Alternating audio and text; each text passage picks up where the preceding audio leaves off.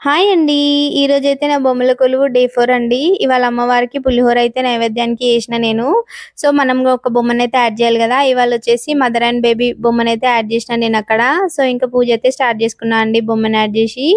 అయితే ఇక్కడ ఒక చిక్కొచ్చి పడ్డదండి. ఏంటంటే నార్మల్‌గా నేను ఫస్ట్ టైమ్ పెట్టుకుంటున్నాను గదా! బొమ్మల కొలువు. కార్తీక పౌర్ణమి వరకు పెట్టుకుందాం అనుకున్నా. కాపోతే ఏంటంటే అంత స్వీట్స్, ప్రసాదాలు పెట్టడం వల్ల అక్కడ మొత్తం చీమలొచ్చేసినాయండి అమ్మవారి చుట్టూ. నాకసలు మంచిగా అనిపించట్లేదు.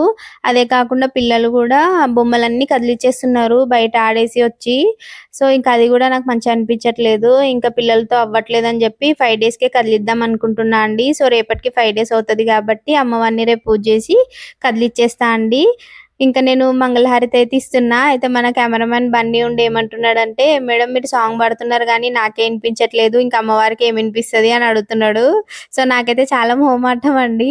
మనసులో మనం ఏ కోరికలు కోరుకున్నా అమ్మవారు తీరుస్తారు గదా! మరి సాంగ్ గూడా వినే ఉంటారు. ఎందుకు బయటికి పాడి అందరిని ఇబ్బంది పెట్టడం మన గొంతుతోని అని నేను చెప్పినా అనమాట. సో, ఈ విధంగా అయితే పూజ చాలా హ్యాపీగా డైలీ ఎట్లా చేసుకుంటానో ఈరోజు గూడా అట్లే చేసుకున్నా అండి. చాలా మంచిగనిపించింది.